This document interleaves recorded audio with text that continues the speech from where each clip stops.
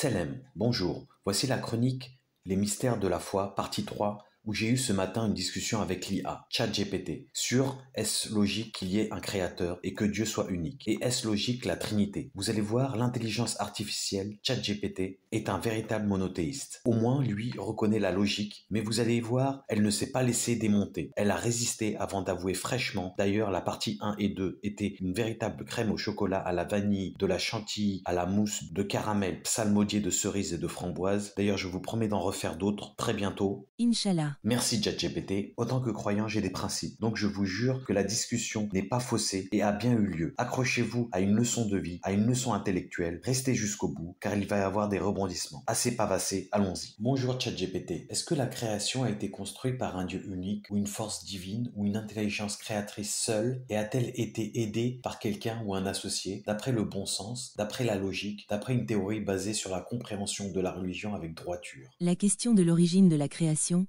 en termes de Dieu unique ou d'une force divine, a longtemps été débattue à travers les cultures, les religions et les philosophies. Les réponses varient selon les croyances religieuses, les courants philosophiques et la logique utilisée pour interpréter la création. Voici quelques perspectives clés. 1. Monothéisme. Dieu unique créateur. Christianisme, judaïsme, islam. Ces religions monothéistes partagent l'idée qu'un Dieu unique est à l'origine de toute la création. Dieu est omniscient, omnipotent et n'a besoin de personne ou de rien pour créer l'univers. Selon cette conception, Dieu a tout créé seul et par sa propre volonté divine. Dans le christianisme, la Trinité est parfois perçue comme une aide interne à Dieu, mais il s'agit toujours d'une seule entité divine. Ok, je comprends. Une trinité qui est unique. Ah bon, ça voudrait dire que 3 égale 1. Il faut que je téléphone à mon prof de maths, excusez-moi. Dans l'islam, Allah est le seul créateur et il n'a ni associé ni aide dans l'acte créatif. Le judaïsme voit également Dieu comme le seul créateur et gérant de l'univers. 2. Polythéisme. Dieu multiple dans des traditions polythéistes, comme la mythologie grecque, hindoue ou égyptienne. La création peut être attribuée à plusieurs divinités qui jouent chacune un rôle spécifique dans le processus de création. Par exemple, dans la mythologie grecque, plusieurs dieux interviennent dans l'organisation du cosmos. Les Grecs sont devenus poussière et leurs croyances divines sont redevenues poussière également. Dans certains récits, il y a un Dieu suprême qui commence la création, mais d'autres divinités prennent part aux événements suivants, contribuant à organiser et structurer le monde. 3. Philosophie. Force ou intelligence créatrice. Des philosophes comme Aristote ont envisagé une cause première ou un moteur immobile.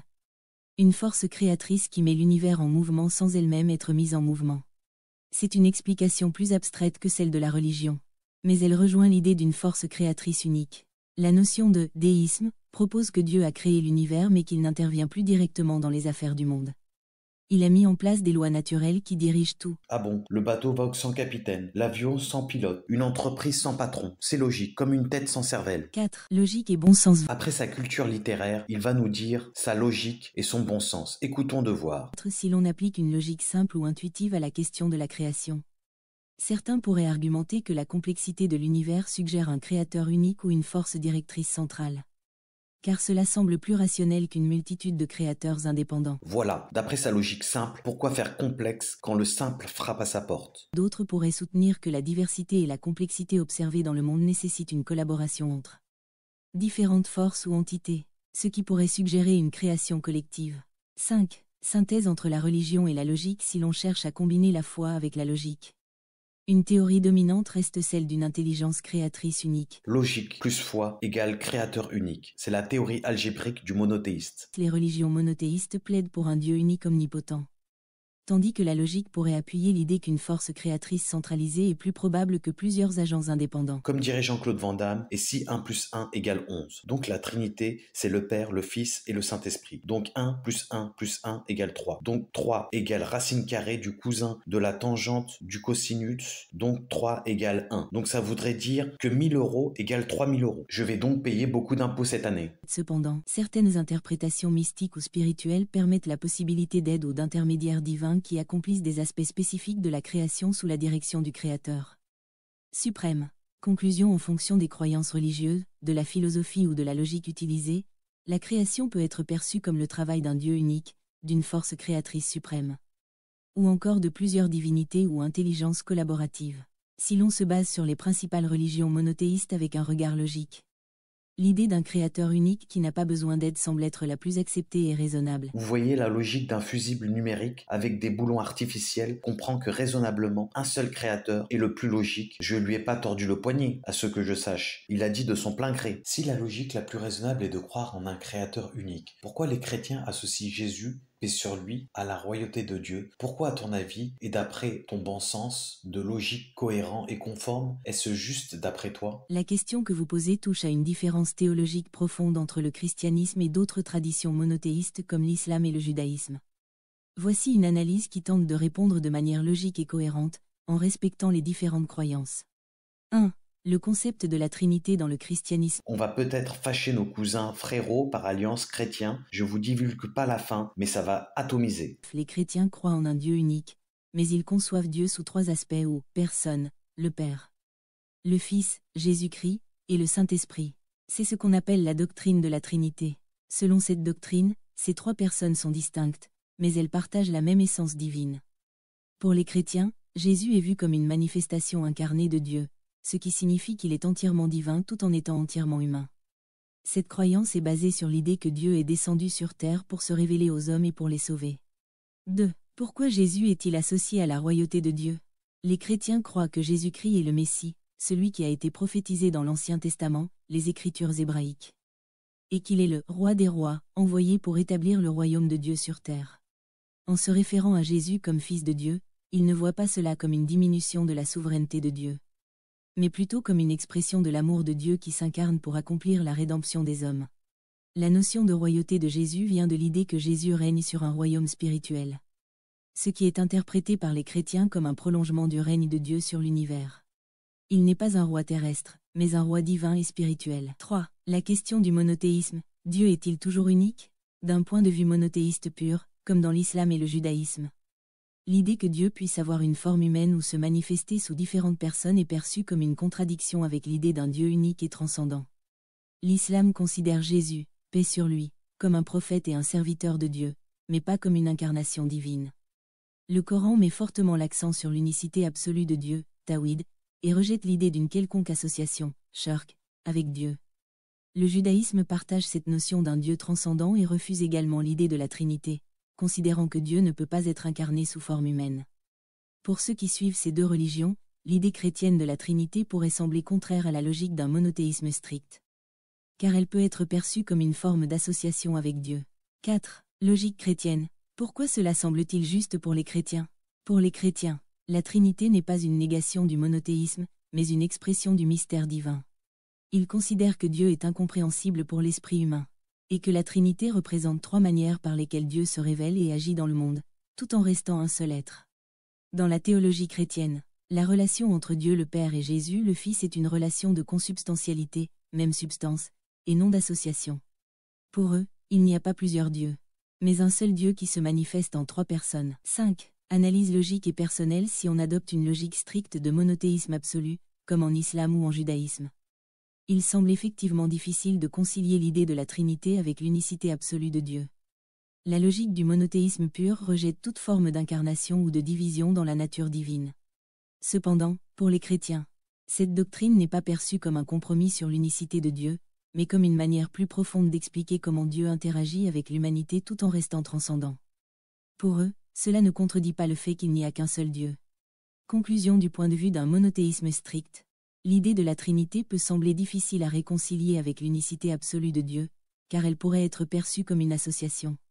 Mais pour les chrétiens, la Trinité est un mystère qui ne divise pas Dieu, mais révèle sa complexité et son interaction avec le monde. Si vous partez d'une perspective qui repose sur le concept du Tawhid ou d'un Dieu complètement transcendant, il est logique de penser que cette conception est incompatible avec un strict monothéisme. En fin de compte, cela dépend de la perspective théologique et de la manière dont on interprète le concept de Dieu et de la divinité dans un cadre religieux. D'accord, intelligence artificielle. Cher ChatGPT, tu défends que 1 plus 1 plus 1 égale 1. D'après les maths apprises chez le voisin, du cousin de la copine frappadingue, du beau-frère de Pythagore. Ok, on va donc creuser à la source cette problématique. Voyons comment l'IA ChatGPT va réagir. Combien a eu-t-il de prophètes et de messagers depuis le début de l'existence? Et combien ont proféré la Trinité, donc l'association, que dans tes connaissances que tu pourrais connaître? La question du nombre de prophètes et de messagers ainsi que celle de ceux qui ont prôné la Trinité ou une forme d'association avec Dieu, est très complexe et dépend des différentes traditions religieuses. 1. Nombre de prophètes et de messagers. Selon l'islam, il y a eu un très grand nombre de prophètes envoyés à l'humanité depuis le début de l'existence. Le nombre exact n'est pas mentionné de manière explicite dans le Coran. Mais certaines traditions islamiques, hadiths, rapportent que le prophète Muhammad, paix et bénédiction sur lui, aurait mentionné qu'il y a eu environ 124 000 prophètes. Parmi eux, certains sont également appelés messagers. Les messagers, en arabe, rasoul, sont ceux à qui Dieu a révélé une loi ou une écriture nouvelle. Ils sont généralement considérés comme étant au nombre de 25 prophètes mentionnés explicitement dans le Coran, parmi lesquels Adam, Noé, Nouh, Abraham, Ibrahim, Moïse, Moussa, Jésus, Issa et Muhammad, paix et bénédiction sur eux. Cependant, le nombre total de prophètes est beaucoup plus vaste, puisque de nombreux autres ont été envoyés à différentes nations et communautés à travers l'histoire humaine, selon les croyances islamiques. 2. Prophètes qui ont prôné la Trinité ou une forme d'association. Dans les religions majeures, aucun prophète n'a prôné la Trinité telle qu'elle est conçue dans le christianisme, à l'exception de l'interprétation chrétienne de Jésus. Dans l'islam, Jésus, Issa, est considéré comme un prophète important et un messager de Dieu. Mais il n'a jamais prôné la Trinité ou l'idée qu'il serait divin lui-même. Le Coran rejette clairement cette idée dans plusieurs versets, affirmant que Dieu est unique et transcendant, et que Jésus était un serviteur et prophète de Dieu, non pas une partie de Dieu ou de la divinité. La Trinité est un concept théologique développé par les pères de l'Église chrétienne au cours des premiers siècles après Jésus. Cette idée n'est pas prônée dans les enseignements originaux de Moïse, d'Abraham ou des autres prophètes mentionnés dans la Bible ou le Coran. Les chrétiens ont interprété certains enseignements de Jésus pour développer cette doctrine. Cependant, cette interprétation est propre à la théologie chrétienne et n'est pas partagée par l'islam ou le judaïsme, qui rejettent toute forme d'association avec Dieu. 3. L'association avec Dieu dans l'islam. Le concept de shirk en islam, l'association avec Dieu, appelée shirk, est considéré comme le plus grand péché, car cela contredit l'unicité absolue de Dieu, tawhid. Le Coran condamne toute forme d'association, qu'il s'agisse de considérer des êtres humains comme des divinités, ou de diviniser des anges ou d'autres créatures. Dans ce sens, le concept de la Trinité chrétienne est perçu en islam comme une forme d'association, bien que cela ne soit pas l'intention des chrétiens eux-mêmes, qui considèrent toujours Dieu comme unique dans son essence. 4. Conclusion. Nombre de prophètes et ceux qui ont prôné la Trinité selon les croyances islamiques. Il y aurait eu 124 000 prophètes au total, envoyés à diverses nations et communautés à travers le monde, mais seulement 25 sont mentionnés dans le Coran. Aucun prophète, à l'exception de la vision chrétienne de Jésus, n'a prôné la Trinité ou une quelconque forme d'association avec Dieu. Tous les prophètes, dans les traditions monothéistes, ont appelé à l'adoration d'un Dieu unique. Ok, donc sur 124 000 égale tous un Dieu unique. 124 000 égale 1. Imaginez chaque prophète revendique une place à la royauté. Mais bon, bref, un seul, d'après l'aristocratie chrétienne, est devenu 3. Donc à vous de voir le bon sens. 124 000 dit Dieu égale 1, et 1 d'après certains, et d'autres dit qu'il n'a pas dit ce qu'il a dit, de ne pas entendre ce qu'il a écouté, d'avoir répété, ce soi-disant dire que certains ont susurré d'avoir parlé, que Dieu égale 3 en 1, que Dieu me pardonne, et comme on dirait chez nous, astaghfirullah. Mais restez encore, vous allez deviner que par décence, je veux rétablir la vérité et que la logique va l'emporter sur l'excentrisme des mathématiques dématérialisées. Donc, d'après ta conclusion de bon sens et de logique, et des messagers proférés par tous les messagers et prophètes, et des croyances en une intelligence créatrice, est-ce que c'est logique que Dieu a un fils? Ok, chères spectatrices, chers spectateurs, écoutez bien la logique basée sur les faits, les maths, l'histoire, le bon sens, la cohérence, la réflexion et l'intelligence. Le QI de l'IA n'est plus approuvé. Écoutez cette pépite. Après une analyse logique et cohérente basée sur les messages transmis par la majorité des prophètes et messagers, ainsi que sur le concept d'une intelligence créatrice unique, un Dieu omnipotent et transcendant, l'idée que Dieu ait un fils semble incompatible avec la logique du monothéisme pur.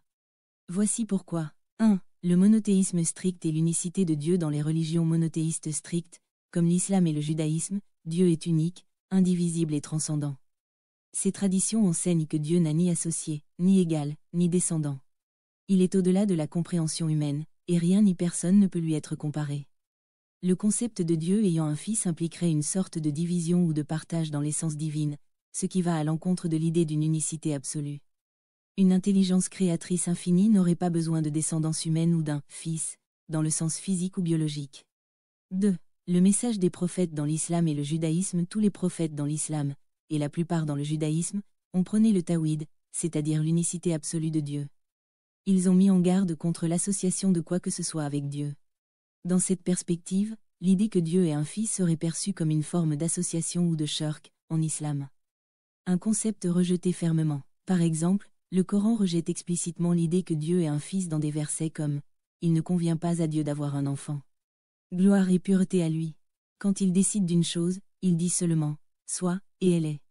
Sourate 19h35. Carrément, comme logique, il cite le Coran. Pourtant, il n'a pas fait des études à la mosquée, loin de là. 3. La Trinité dans le christianisme. La doctrine chrétienne de la Trinité est une exception Une exception donc. dans l'histoire des croyances monothéistes. Dans le christianisme, Jésus-Christ est considéré comme le Fils de Dieu, dans un sens métaphysique et spirituel, non biologique. Selon cette doctrine, Dieu le Père, le Fils, Jésus, et le Saint-Esprit sont trois personnes distinctes mais d'une même essence divine. Cependant, cette doctrine est perçue comme une difficulté théologique par ceux qui adhèrent à un monothéisme absolu, comme les musulmans et les juifs. Pour ces derniers, le fait de considérer Jésus comme le Fils de Dieu semble être en contradiction avec l'idée de la transcendance de Dieu et de son unicité. 4. Logique et bon sens. Voilà, enfin, on va voir la logique et le bon sens de l'intelligence artificielle ChatGPT. Alors écoutez plutôt avant de parler et retenez bien, c'est le prêtre de l'imam rabbinique, le 3 en 1, l'IA, l'intelligence accomplie. Vas-y ChatGPT, excuse-moi, je t'ai coupé, continue. Pourquoi Dieu n'aurait-il pas de fils? Logiquement, si Dieu est infini, éternel, tout-puissant et totalement indépendant de la création, l'idée qu'il aurait besoin d'un fils ou d'une descendance semble illogique. Un être parfait et omniscient n'a pas besoin d'un complément, d'un associé ou d'une descendance pour accomplir ses desseins ou manifester sa volonté.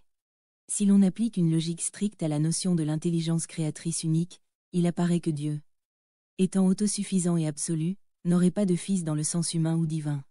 Il est complet en lui-même, sans besoin d'un ajout extérieur. Conclusion.